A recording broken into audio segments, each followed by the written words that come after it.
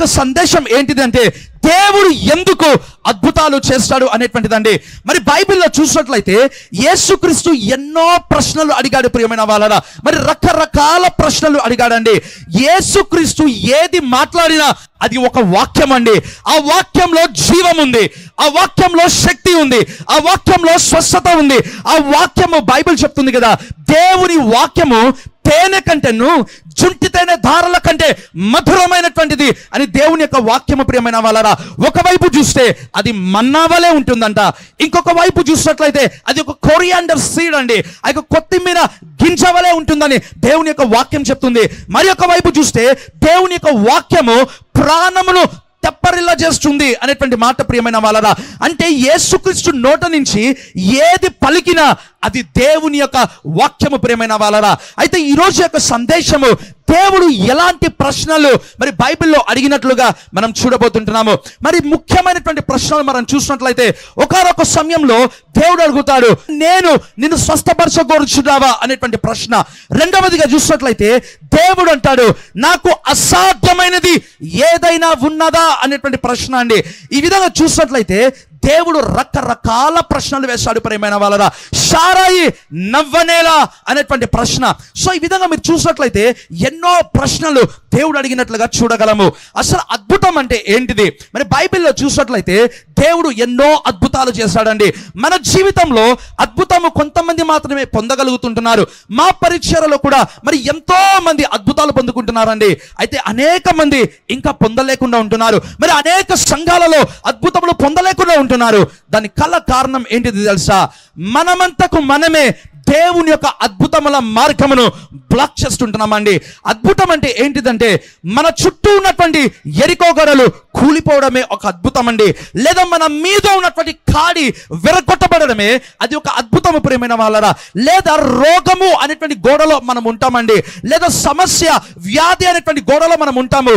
అయితే ఎప్పుడైతే దేవుని అద్భుతం జరుగుతుందో ఆ ఎరికో గోడలు కూలిపోవడం ప్రారంభిస్తాయి. మరి బైబిల్లో చూసినట్లయితే యోహాను సువార్త 5వ అధ్యాయము 5-6 వచనాలు చూద్దాము. యోహాను సువార్త 5వ అధ్యాయము 5-6 వచనాలు. అక్కడ 38 ఏండ్ల నుండి వ్యాధి గల యొక్క మనుషుడుండెను. యేసు వాడు పడియుండుట చూచి వాడప్పటికి బహుకాలం నుండి ఆ స్థితిలో నున్నాడని ఎరిగి స్వస్థపడ గోరుచున్నావా అని వానిని అడుగగా, ఇక్కడ చూసినట్లయితే దేవుడు ఒక అద్భుతమైనటువంటి ప్రశ్న అండి, ఒక ఛాలెంజింగ్ క్వశ్చన్ వేస్తుంటున్నాడు. స్వస్థపడగోరుచున్నావా? మరి నేను ఇంతవరకు చెప్పాను, యేసుక్రీస్తు ఎన్నో ప్రశ్నలు వేశారండి. అయితే ఈ రోజు యొక్క సందేశము ప్రశ్నలో నుంచి దేవుడు అద్భుతాలు చేస్తాడండి. దేవుడు ఏది పలికినా దట్ గివ్స్ ఎ మిరకల్, అది ఒక అద్భుతం చూపిస్తుందండి. ఇక్కడ చూసినట్లయితే బైబిల్లో రాయబడింది కదా, 38 సంవత్సరముల నుండి ఒక వ్యక్తి ఆ యొక్క బెతెస్దా కోనేరు దగ్గర పడి ఉన్నాడు ప్రియమైన వాళ్ళరా. 38 years అండి, సచ్ అ లాంగ్ సఫరింగ్, అంత దీర్ఘకాలిక సమస్య ప్రియమైన వాళ్ళరా. నాకు అనిపిస్తుంది ఇంత భయంకరమైనటువంటి సమస్యలో లేదా ఇన్ని సంవత్సరములుగా ఏ వ్యక్తి కూడా ఇంత సమస్యలో ఉండడేమో అండి. బైబిల్ చెప్తున్నటువంటి మాట, ఆ వ్యక్తి 38 ఏండ్ల నుండి వ్యాధి గల ఒక మనుష్యుడు అక్కడ పడి ఉన్నాడు అనేటువంటి మాట. అక్కడ అంటే ఎక్కడ అండి? బెతెస్దా అనేటువంటి కోనేరు దగ్గర. బైబిల్లో చూసినట్లయితే బెతెస్దా అనేటువంటి మాటకు అర్థం ఏంటిదంటే కనికరము గల గృహము అంటారండి. హౌస్ ఆఫ్ మెర్సీ లేదా హౌస్ ఆఫ్ గ్రేస్ అనేటువంటి మాట. అయితే తన జీవితంలో 38 సంవత్సరములు అక్కడ పడి ఉన్నాడు ప్రియమైన వాళ్ళ. అయితే తన జీవితంలో కనికరము పొందలేదండి, తన జీవితంలో కృప అనేటువంటిది లేదండి, తన జీవితంలో అద్భుతము లేదు ప్రియమైన వాళ్ళ, తన జీవితంలో స్వస్థత లేదండి. 38 years అండి. దేవుని యొక్క వాక్యము సెలవిస్తుంది, ఒకానొక దినమున యేసు ఆ యొక్క బెతెస్దా కోనేరుకి వచ్చారు. మరి ఒకసారి చదువుదాము. యోహాను సువార్త 5వ అధ్యాయము 6వ వచనం చూద్దాము. యోహాను సువార్త 5వ అధ్యాయం 6వ వచనం. యేసు వాడు పడియుండుట చూచి వాడప్పటికి బహుకాలం నుండి ఆ స్థితిలో నున్నాడని ఎరిగి స్వస్థపడ గోరుచున్నావా? ఇక్కడ చూసినట్లయితే యేసు వాడు పడి ఉండుట చూచి అనేటువంటి మాట అండి. యేసు ఎవరంటే మన స్థితిని ఎరిగినటువంటి దేవుడు అండి. యేసు ఎవరంటే మన పరిస్థితిని ఎరిగినటువంటి దేవుడు ప్రియమైన వాళ్ళరా. ఇక్కడ చూసినట్లయితే 38 years 38 సంవత్సరంలో ఆ వ్యక్తి అక్కడ పడి ఉన్నాడండి. యేసు వాని వైపు చూస్తాడు ప్రియమైన వాళ్ళరా. బెతెస్దా అనేటువంటి కోనేటి దగ్గర బైబిల్ చెప్తుంది కదా, గుడ్డి వాళ్ళు ఉన్నారు, కుంటి వాళ్ళు ఉంటున్నారు, ఊచ కాళ్ళు చేతులు కలిగినటువంటి వాళ్ళు ఉంటున్నారండి. ఆ కోనేటి దగ్గరే పడి ఉన్నాడు ప్రియమైన వాళ్ళరా. అయితే బైబిల్లో చూసినట్లయితే ఆయా సమయంలో యందు అనేటువంటి మాట అండి. అయితే అధ్యాయంలో మీరు చూసినట్లయితే ఆయా సమయంలో యందు లేదా అప్పుడప్పుడు దేవదూత కోనేటి నదిలో ఉందమ్మా లేదా బెతెస్దా కోనేరులో దిగడం ప్రారంభిస్తాడు. ఎవరైతే ముందుగా కోనేరులోకి కాళ్ళు పెడతారో లేదా ఎవరైతే ముందుగా కోనేరులోనికి దిగుతారో వారికి మాత్రమే అద్భుతం అండి. నాకు అనిపిస్తుంది 38 సంవత్సరములుగా ఈ వ్యక్తి ఎన్నిసార్లు ప్రయత్నిస్తుంటాడో, 38 సంవత్సరములుగా ఎన్నిసార్లు ఆ వ్యక్తి దూకాలని ప్రయత్నించుంటాడు. తనకంటే ఎంతో మంది ముందు దూకేటువంటి వాళ్ళండి. తన జీవితంలో విసిగిపోయాడు, తన జీవితంలో అలసిపోయాడు, తన జీవితంలో సొమ్మసిల్లిపోయాడండి. అయితే ఒకానొక దినమున యేసు వచ్చి అంటున్నటువంటి మాట స్వస్థపరచగోరుచున్నావా అనేటువంటి మాట అండి. Do you want to be healed అనేటువంటి మాట.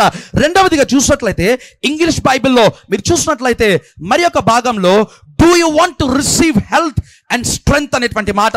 నీకు ఆరోగ్యము శక్తి కావాలా అని దేవుడు అడుగుతుంటున్నాడండి. దేవుడు అడిగినప్పుడు ఈ వ్యక్తి ఏం జవాబు ఇచ్చాడు చూద్దాము. యోహాను సువార్త 5వ అధ్యాయము 7వ వచనము. యోహాను సువార్త 5:7.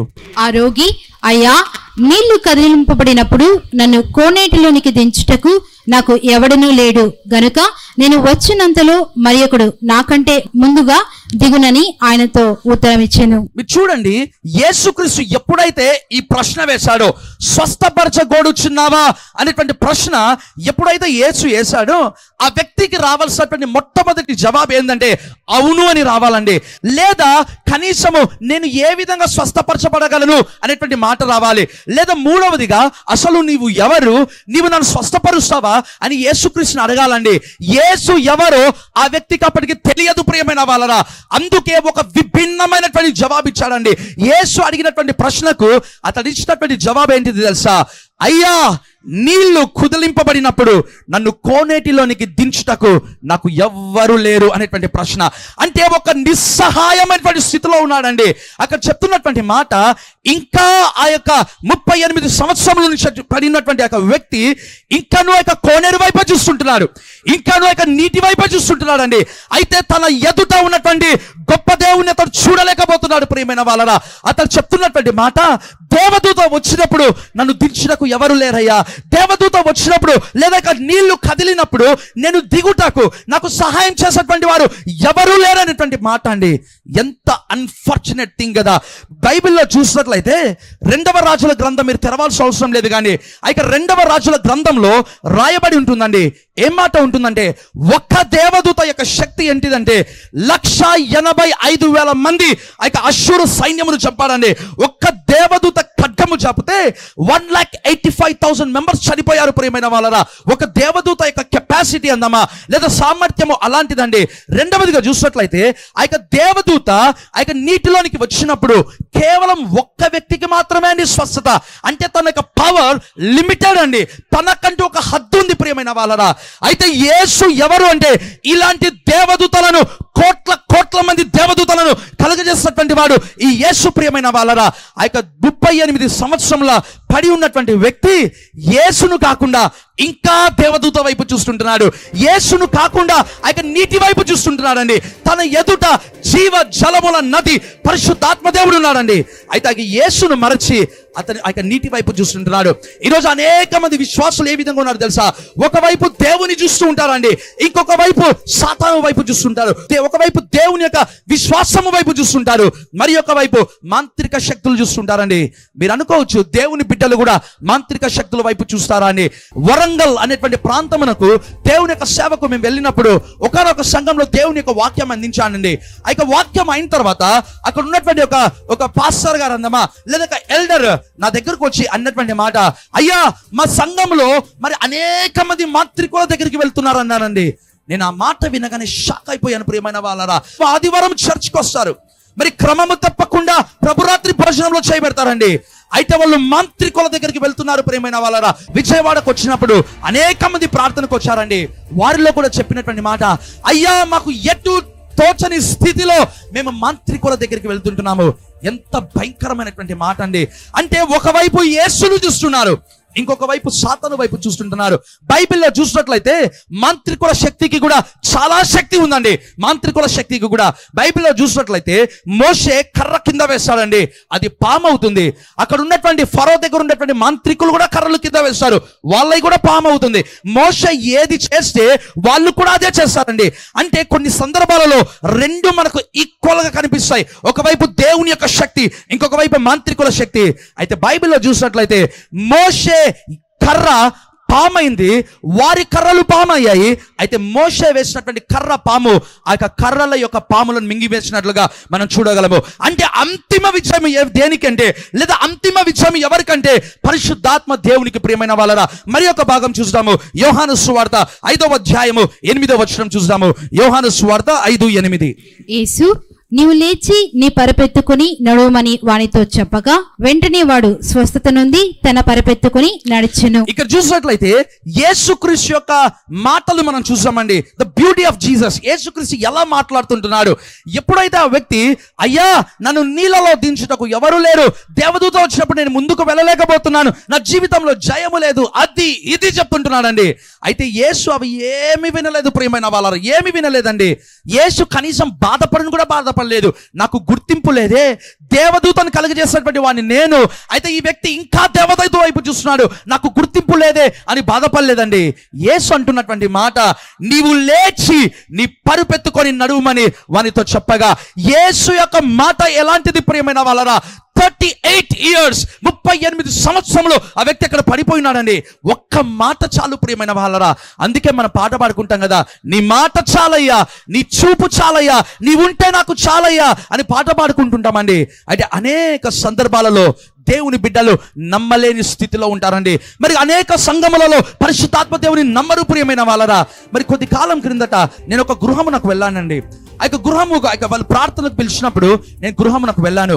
ఆ గృహంలో ఉన్నటువంటి యవనస్తుడు కొన్ని కారణాల వల్ల ఆ యొక్క మంచం మీద పడిపోయి ఉంటున్నానండి. అంటే పక్షవాయువు, ఆ యొక్క పెరాలసిస్ వచ్చిందండి ఆ యొక్క వ్యక్తికి. ఆ గృహమునకు నన్ను ప్రార్థనకు పిలిచారు, నేనేమో వెళ్ళాను. అయితే ఎవరు కూడా లోపల నుంచి బయటికి రాలేదు, అక్కడక్కడే తిరుగుతున్నారు. 5 నిమిషాలు అయిపోయింది, 15 నిమిషాలు అయిపోయింది, నాకు అర్థం కాలేదు. ఆ తర్వాత నేను ప్రక్కలు ఉండేటువంటి వాడిని అడిగాను, ఏమైంది అసలుకి. వాళ్ళు చెప్పినటువంటి మాట, అయ్యా మా సంఘంలో స్వస్థత ప్రార్థనలు, అద్భుతాలు ప్రార్థనలు చేస్తే ఒప్పుకోరు, మా చర్చ్ వాళ్ళు వచ్చారు, ఆ ప్రార్థన అయిన తర్వాత మీరు వచ్చి ప్రార్థన చేయండి అన్నారు. నాకు ఆశ్చర్యం వేసిందండి. నేను అప్పుడు అడిగాను, మరి ఏం ప్రార్థన చేశారమ్మా అని అడిగాను. వాళ్ళు అన్నటువంటి మాట, దేవుని కార్యం జరగాలని ప్రార్థన చేస్తారు, అది అద్భుతమే కదా అన్నానండి.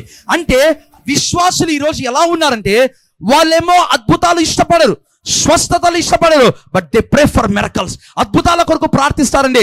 బైబిల్ గ్రంథంలో అద్భుతాలు స్వస్థతలు అంతమైపోయినాయని బైబిల్లో లేనే లేదు ప్రియమైన వాళ్ళరా.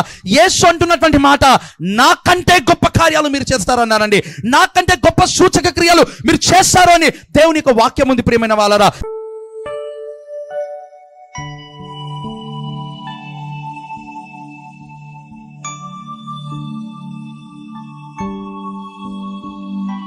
దేవా నీకు స్తోత్రము నాయన, సర్వశక్తి కలిగిన దేవా నీకు స్తోత్రము నాయన.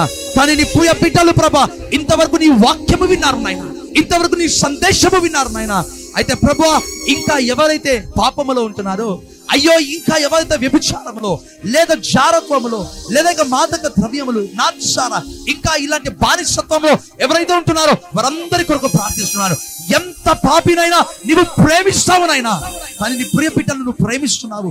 మా కొరకు నువ్వు రక్తము కార్చావు నాయనా, మా కొరకు నువ్వు గాయములు తిన్నావు ప్రభా. అయ్యా మా కొరకు నీవు నిందలు వేసుకున్నావు ప్రభా. అయ్యా మా కొరకు ఈడవబడ్డావు నాయనా. అయ్యా మా కొరకు నీ ముఖము మీద నీవు ఉమ్మి వేయించుకున్నావు నాయనా. మేము పడవలసిన అవమానము, మేము పడవలసిన శ్రమలను, మేము పడవలసినటువంటి ఆ నిందలు సమస్తమును నీ మా కొరకు భరించావు ప్రభా. అయ్యా నీ రక్తముతో మమ్మల్ని కడగండి, నీ రక్తముతో మీరు కడుగుమని అడుగుతుంటున్నాను. నీ శిలువ రక్తములో మమ్మల్ని ముంచుమని యేసు నామమందు అడుగుతున్నాను తండ్రి, ఆమేన్.